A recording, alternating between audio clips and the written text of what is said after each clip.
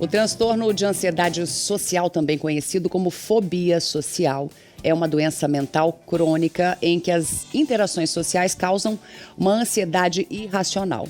Geralmente começa a se manifestar na adolescência e é um transtorno psiquiátrico comum. Indivíduos com fobia social enfrentam sérias limitações em suas atividades e experimentam diversos prejuízos, pessoais, também profissionais. Vamos saber mais? A psicóloga Adriana Montini já está aqui com a gente. Adri, bom dia, bem-vinda. Bom dia, Alice, tudo bem? Tudo bem. Explica melhor para a gente o que é essa fobia social. Então, você explicou perfeitamente, é isso mesmo.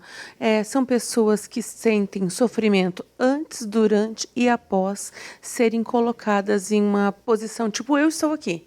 Em evidência. Em evidência, em destaque, ou mesmo assim. Somos convidados para um jantar. Meu Deus, tem alguém que eu não conheço, o coração começa a acelerar. Nossa, já fico pensando, eu vou derrubar os talheres, ou derrubar o copo, vai acontecer, alguém vai fazer uma pergunta. Ela tem medo de ficar ruborizada, ela tem medo de ser colocada em evidência, ela tem medo de chamar atenção, ela tem medo de se expor.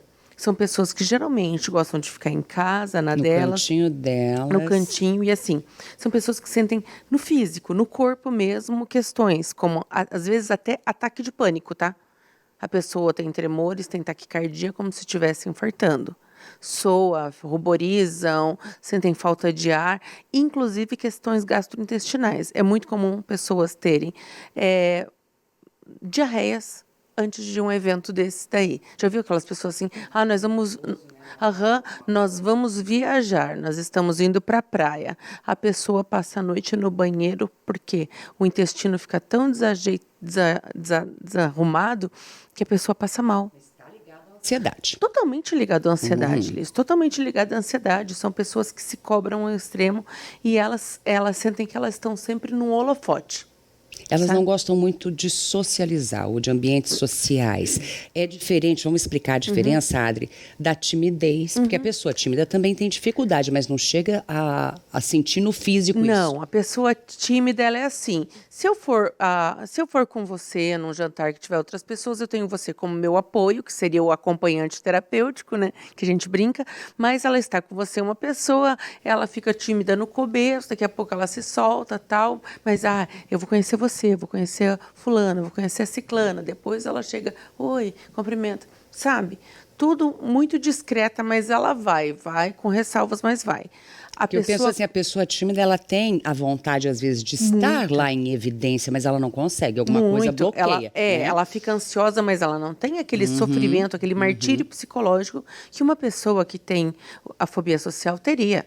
Eu falo assim, o transtorno de ansiedade social é uma das coisas mais limitadoras. É como se você estivesse encarcerado em você mesmo. É sofrimento, gente.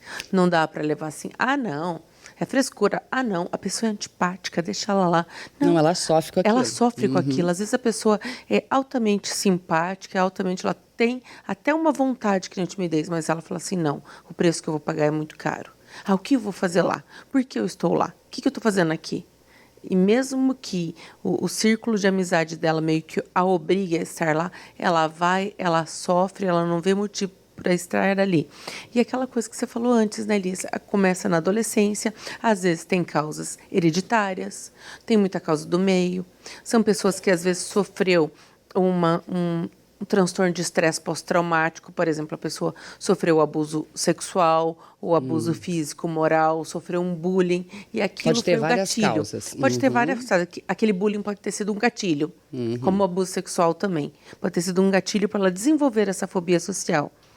Porque dores talvez não tratadas e que vão desencadear outros prejuízos aí psiquiátricos. E aí a grande questão. Como elas se sentem seguras e confortáveis no seu recinto, no seu lar, é difícil procurar ajuda. É incrível isso, elas não procuram ajuda. Com o passar do tempo, falam assim, estou bem aqui, está cômodo aqui, não preciso sair daqui.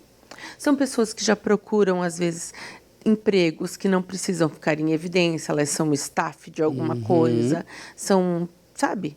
não preciso conversar com gente, não preciso falar com gente. Do tímido, diferente também do introspectivo, né? Porque o tímido, ele vai ter medo de se ele vai ter que se apresentar, se ele vai saber o que ele vai falar. O introspectivo, ele falaria bem de boa, mas ele prefere não falar. É diferente. A escolha dele é não falar. O introspectivo, ele fala, é pontual, tal, não sofre com aquilo, sai, vou embora, tal. Não. Mas a fobia social, ele sofre muitíssimo, porque ele pega uma formiguinha, ele cria um elefante na cabeça dele. Ele sabe, catastrofiza tudo que pode acontecer. E ele sofre no depois, fala assim, ai meu Deus, eu estava aqui com a Liz, será que eu falei alguma coisa para ofender a Liz? Nossa, aquela levantada que a Liz deu de sobrancelha agora, meu Deus, o que será que ela tá? Ela tá me julgando, será que eu falei alguma coisa demais? E você só fazendo assim, ai, é assim mesmo, sabe? Não tem nada demais. Ele sofre no dia após qualquer evento, ele fala assim, o que será que as pessoas pensaram de mim? Por outro lado, as pessoas falam, nossa, que egocêntrico. Não, gente, ele sofre mesmo. Não é uma pessoa que se acha demais. Você usou um exemplo que já aconteceu aqui comigo, Adri. Achei interessante isso. Quais são os prejuízos pessoais para essas pessoas que têm essa fobia social? Eu acho que o maior deles, uma pessoa que gosta de interagir que nem eu, é uma pessoa que não tem interação social, não tem trocas, não tem networking. E esse networking no trabalho é péssimo. Imagina uma pessoa, ela não vai subir de carreira porque ela não tem contato, que quanto mais você sobe de carreira, mais em evidência você fica. Só que a gente brinca assim, quando você é o CEO de uma empresa, por exemplo, a tua rede de contatos, ela reduz, você vai ficar o cara mais solitário, mas o mais solícito a estar ali. Você tem que estar disponível 24 horas, mas o contato com as pessoas, de fato, é muito pequena. É muito engraçado. São prejuízos pessoais e profissionais, né? Sim, imagina o relacionamento. Imagina o relacionamento. Isso que eu ia falar, pode ter dificuldade de se relacionar. Ter medo de chegar na outra pessoa. Muito. São pessoas que elas não chegam para ela. Eu posso estar apaixonado por fulano de tal, mas eu nunca vou chegar para conversar. Por quê? Ela tem medo do julgamento, ela tem medo da interação, ela tem medo do que a pessoa pode rechaçar. Ela fala assim, meu Deus, se o não é a dúvida, eu fico com a dúvida do não. Ele fica com a certeza do não. Por quê? Se aquela pessoa ela me quisesse, Liz, vou te falar, tá? Ela teria chego em mim. Eu não preciso chegar nela. Eu dei 2 olhadinhas, assim, ó. Sabe aquela olhadinha? Aí a mistura da insegurança com essa ansiedade também. São pessoas que não se acham suficientemente boas para outras, suficientemente boas para estar em qualquer lugar. Ela pode ser o profissional mais excelente do mundo, mas ela não vai se expor. Adri, vamos falar de tratamentos, de possibilidades, né? Para essas pessoas conseguirem vencer esses medos ou essa ansiedade ou se sentir confortável. É possível, porque lá no começo eu falei que é algo crônico. Ela vai ter que lidar com isso ao longo da vida. Sim, é como se fosse o crônico é uma infecção. Você está com aquilo latente o tempo inteiro. Então, o tratamento é psiquiátrico, gente. Não procure outro médico, é psiquiátrico. Ele precisa organizar a tua circuitaria cerebral, sabe? São neurotransmissores que precisam ser estabilizados, remédio para diminuir a ansiedade, remédio para diminuir esse medo todo. A pessoa vive a flor da pele. E a terapia cognitivo-comportamental, que é o padrão ouro para esse tratamento, vamos falar, ela sempre puxa para o dele. Não, mas é o tratamento. O padrão ouro é a terapia cognitivo-comportamental, onde a gente dá técnicas de respiração, técnicas de autoexposição, técnicas de você teu pensamento. Tá, toda vez que você vai, por exemplo, uma dica, toda vez que você vai naquele lugar, as pessoas te olham torto, ou você está tentando traduzir, você está tentando fazer leitura mental, como a dica que eu te dei da tua levantada de sobrancelha. Você está fazendo leitura mental, a pessoa verbalizou isso com você, você pensou. E primeira coisa, assumir que tem a doença, porque ninguém busca tratamento se não assumir que tem a doença. A gente tem que buscar essa qualidade. Acho que é como a gente falou ontem com a Karine Zandonac sobre a síndrome de Gabriela, daquelas pessoas que ficam naquela zona de conforto, né? E não conseguem ir para outro lugar. No caso da fobia social, a pessoa sente reflexos físicos, né? Devido às suas questões emocionais e não consegue estar em evidência. E nos 2 casos é importante sair devagarzinho desse processo, ser apresentado a novos processos, mas com calma, né, Adri? Sim, porque é aquele negócio assim, eu sempre me meto nos mesmos enroscos, nos mesmos relacionamentos, nas mesmas coisas, porque aquilo é confortável. Como a pedagoga antes disse assim, por que a criança gosta de assistir sempre o mesmo desenho, o mesmo filme? Porque ela já sabe o final. Então, geralmente, os relacionamentos da síndrome de Gabriela, como da pessoa com fobia social, é sempre o mesmo, porque ela já sabe o final da história. Tá certo. Adriana Montini, psicóloga maravilhosa, sempre aqui com a gente. Adri, vamos passar a rede social. Sim, o meu Instagram é Adri Montini. Me sigam lá que daqui a pouco tem uma postagenzinha sobre isso. Tá certo. Fica mais um pouquinho aqui comigo, que eu quero lembrar o pessoal de casa dos quadros novos aqui do programa. Quero muito a participação de vocês. São 3 quadros. Um já está no ar e 2 que já vão começar aí a você assistir aí de casa. Um deles é o Tarobá Cidade Conta Histórias. Você que mora em Cascavel, mas é de outro cantinho do nosso país, entre em contato com a gente para a gente falar da sua cidade de origem, para a gente viajar juntos, para falar dos hábitos, da cultura, da gastronomia. E, claro, quem participa ganha um kit do patrocinador.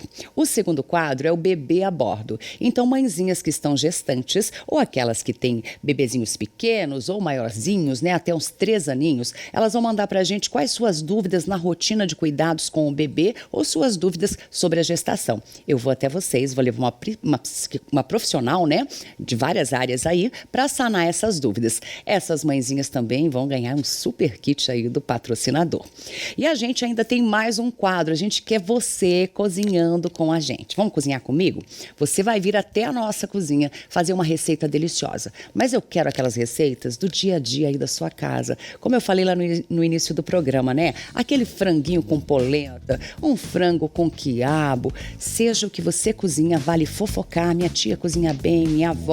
Manda mensagem pra gente. O nosso contato, gente, para esses quadros vai ser no Instagram, @tarobacidade. Manda direct pra gente, a Nauana vai estar acompanhando tudo. Ela que retornou de férias ontem, cheia de energia, tá? Vão mandando, participem, a gente quer muito vocês aqui com a gente.